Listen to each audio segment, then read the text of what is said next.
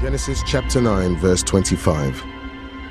And Noah began to be a husbandman, and he planted... An authority even greater than Aristotle's was invoked to justify slavery: God and his good book. Genesis chapter 9, verse 25 was interpreted by Christians as divine authorization for trafficking in slaves and the ownership of plantations. And this is kind of a funny story, and from our perspective it seems sort of ridiculous, but this was taken very seriously indeed. After the flood, Noah gets out, there are still waters all around, and so Noah decides he's going to set up a vineyard. Noah gets drunk. He has 3 sons, Japheth, Shem, and Ham.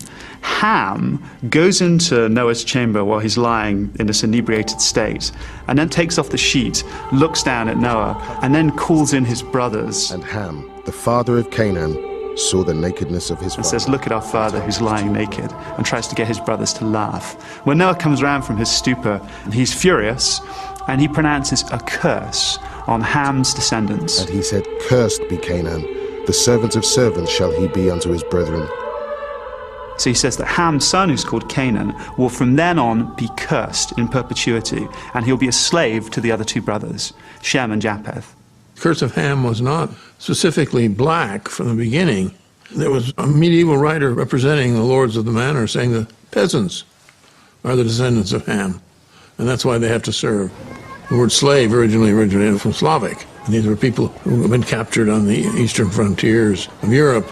And it was not until about the 15th century when the Portuguese in West Africa began to specifically identify Africans with the curse. But the idea is that one branch of the human family has been enslaved because of this curse, which Noah pronounced on Ham. It's a kind of one-size-fits-all oppressors story, because you can decide whatever group it is that you want to enslave or oppress are the descendants of Ham, and therefore you have a biblical justification for your mistreatment of them. Christianity it does different things at different times. In other words, there's certainly a strand of thinking in which people justify slavery by arguing that it's bringing people in Africa into Christianity and so forth. Christianity is just one aspect of a number of different systems of thinking that would create the colonial basis for the kinds of knowledge which will be used to define non-European populations.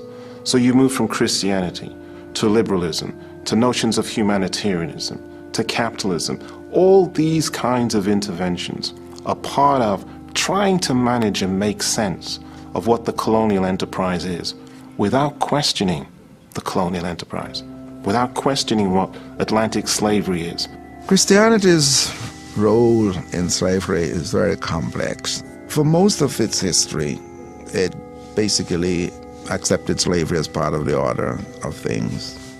In a way, the parallel would be the attitude towards a homeless person today. I mean, we see it not as a sin or as evil, but as an unfortunate situation.